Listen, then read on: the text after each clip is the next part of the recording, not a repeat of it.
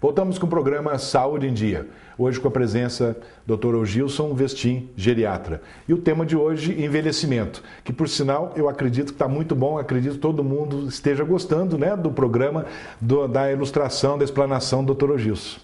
Ô Gilson, então como eu falei agora há pouco, é o conceito de envelhecimento. Como você definiria isso? O envelhecimento é o processo que ocorre desde o seu nascimento até a sua morte, né? Nós temos dois conceitos que eu gostaria de ler, porque os conceitos não são meus. Então é o seguinte: o envelhecimento é um processo dinâmico e progressivo no qual há modificações morfológicas, funcionais, bioquímicas e psicológicas que determinam a perda da capacidade da adaptação do indivíduo ao meio ambiente, ocasionando maior vulnerabilidade e maior incidência de processos patológicos, ou seja, doenças, que terminam por levá-lo à morte. Isso segundo um geriatra que se chama Papaléu Neto. Ele foi o conceito mais completo que eu achei. Ele fez isso em 1996, é bem recente. Nós temos outro conceito, segundo Comfort, que é outro geriatra, que ele fez já em 79, né, quase 20 anos antes do outro. Envelhecimento se caracteriza por redução da capacidade de adaptação homeostática, que a homeostase seria o equilíbrio, né, perante situações de sobrecarga funcional do organismo. Então, o primeiro ele explica que é todo o processo biológico, bioquímico, psicológico, é a perda que você vai sentindo. A gente vai sentindo um desgaste, né? E o envelhecimento é nada mais do que isso. Falar em desgaste, a gente sempre ouve, né? Por que na velhice a pessoa diminui?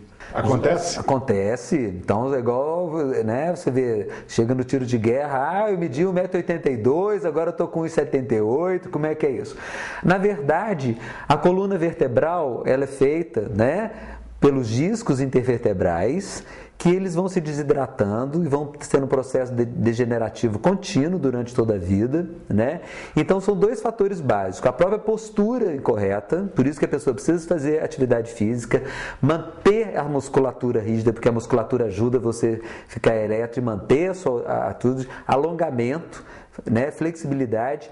Então, e essa desidratação, essa degeneração de todos os espaços intervertebrais, cada um vai perdendo milímetrozinho, só um estudo para ver no final. Ou seja, não é que medir errado no exército, não é que a pessoa diminui mesmo. Ô Gilson, e a atividade sexual no envelhecimento? Como é que fica? Extremamente importante, né? Nem precisa envelhecer tanto, né?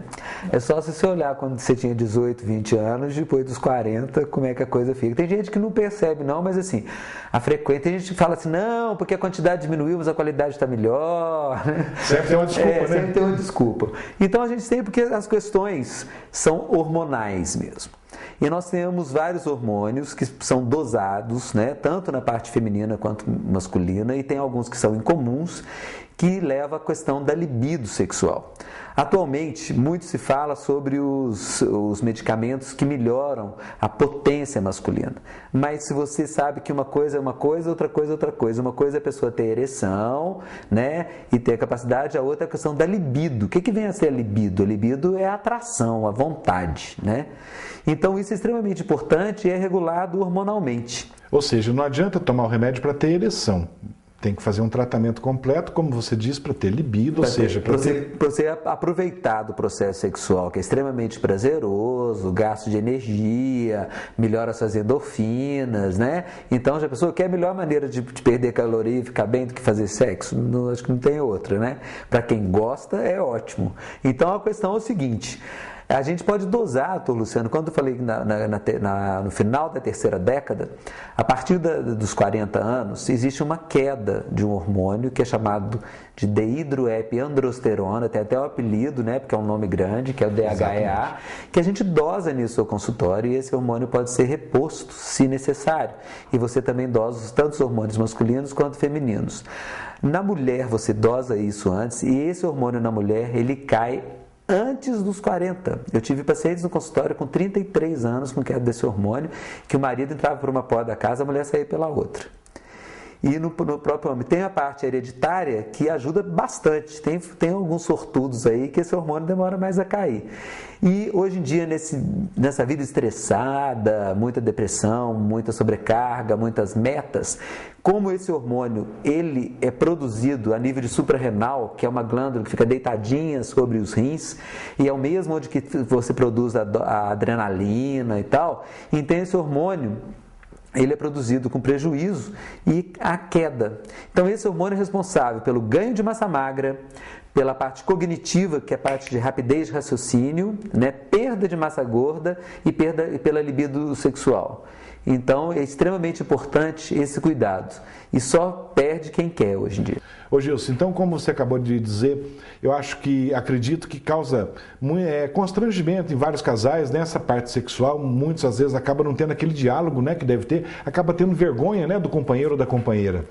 Isso é fundamental, inclusive o questionamento a nível de consultório, como anda a parte sexual. Porque muitas vezes a pessoa não tem liberdade de falar. Então é extremamente importante, para não haver esse descompasso entre os casais, que haja esse acompanhamento, essa dosagem hormonal, essa explicação biológica, e que todo mundo está sujeito a isso. Né? Então não ter vergonha, de jeito nenhum. E sem ninguém tomar hormônio sem consultar o geriatra. Né? Isso é importante, fica claro para a população, sem tomar medicamento algum. Sem porque tem os efeitos colaterais e os riscos, né? Então a gente tem que pontuar e explicar tudo isso paciente a paciente. Ô Gilson, tem algumas perguntas que nossos telespectadores, né, fizeram para você, podemos ouvir? Claro. O nosso corpo se transforma à medida que o tempo passa, desde o nascimento até a morte. Quando envelhecemos, ocorrem várias mudanças no nosso organismo, desde a aparência externa até o funcionamento interno dos nossos órgãos. Mas afinal, o que vale é ter qualidade de vida e envelhecer feliz e com saúde. Doutor Gilson, o que eu devo fazer para evitar a depressão do idoso?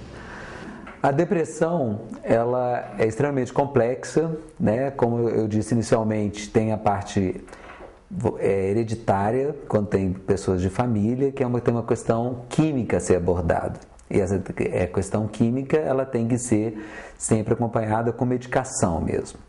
A parte em idosos, ela também tem que ver a parte comportamental, circunstancial. Aí entra a questão da idade psicológica com a idade cronológica, com a idade biológica. Se você tem uma atividade física, uma nutrição, uma vida ativa, você já vai estar prevenindo contra a depressão e fazer aquilo que você gosta. Então, no caso de tratamento, tem a questão simplesmente medicamentosa, que você tem que repor as substâncias que vão repor a serotonina, e também você tem as psicoterapias, que são extremamente importantes, que você tem que ter o seu autoconhecimento e é o modo de como você olha o problema. Que muita gente deprimida faz tempestade em copo d'água, né? E quem está fora consegue te ajudar e mostrar os outros ângulos desse aspecto. Ou seja, procurar ajuda, né, Gilson? Sempre, né? Sempre. Vamos a mais uma pergunta? Eu gostaria de saber quais as modificações que o envelhecimento provoca em nosso organismo. É o seguinte, várias modificações, né? São observadas a pele, né? A gente vê o aparecimento de rugas, os cabelos embranquecendo, a perda de massa magra, ganho de massa gorda. Você vê que o adolescente é todo empinadinho, o paciente idoso geralmente já é murcho, né? Igual uva passa, maracujá de gaveta. Então você vai vendo que você tem que tentar manter isso. Então, exatamente, reverter, né? Justamente, e isso você consegue, tanto é que você coloca duas pessoas da mesma idade, uma que se trata e preveniu, o Luciano e outra não, você vê nitidamente uma diferença, como diz o outro, na pessoa cara mesmo, para pessoa, né? É bem visível mesmo. Então todos os processos, todos os órgãos se envelhecem. O cérebro se envelhece, o coração, os rins, o corpo todo, como geral.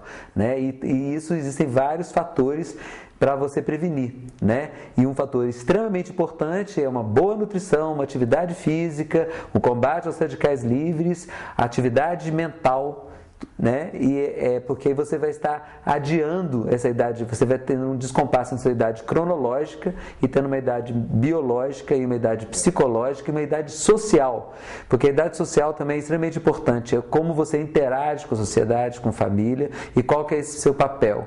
Tem pessoas que geralmente aos 40 anos já se acham velhos e se afastam de suas atividades, que é coisa totalmente errada, né, Gilson? Tem mais alguma pergunta, Jean? Doutor Gilson, o que a gente poderia fazer para manter a velhice saudável? É isso tudo que a gente acabou de dizer, né? Se você fizer, de uma maneira geral, atividade física, uma boa nutrição, um acompanhamento médico, seu check-up laboratorial e prevenir as doenças que você está mais sujeito, que são as doenças familiares, né?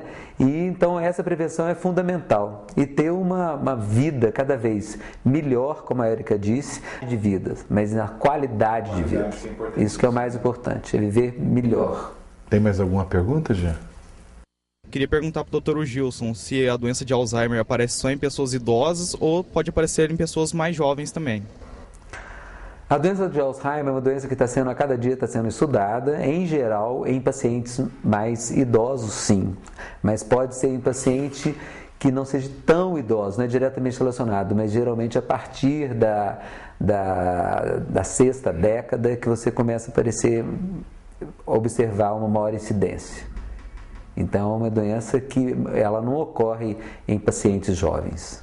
Ô Gilson, eu gostaria de continuar conversando com você aqui por mais um tempão, mas infelizmente nosso tempo está esgotando, né? Então eu gostaria de agradecer você pela presença, tenho certeza que todo mundo gostou de ouvi-lo, né?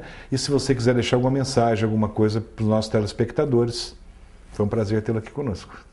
Eu que agradeço, o prazer foi todo meu. Eu queria deixar claro que, assim, hoje em dia só envelhece mal quem quer. Então você deve procurar, né, fazer uma prevenção, não esquecer da atividade física, batendo uma telinha aí, de ter uma nutrição boa, você não descuidar, não, por exemplo, excesso de bebida, evitar cigarro, né, e você alimentar bem, né, porque o negócio do envelhecimento não começa só depois que chegou lá não, começa antes. Então se você quiser chegar bem, você tem que pensar um pouquinho melhor. Você pode fazer de tudo, desde que você saiba fazer. Bem consciente, Você pode se alimentar de tudo, desde que você saiba se alimentar, né? Inclusive até bebida alcoólica, você sabendo, né? 2 taças de vinho é ótimo, porque já tem processos, até os flavonoides que te ajudam, mas aí segurar o pé. Exato. Né? Então é isso, a prevenção é a palavra-chave e precisando da gente, nós somos... Gilson, muito obrigado pela presença. E chegamos então ao final de mais um programa Saúde em Dia. Até a próxima semana, fiquem com Deus.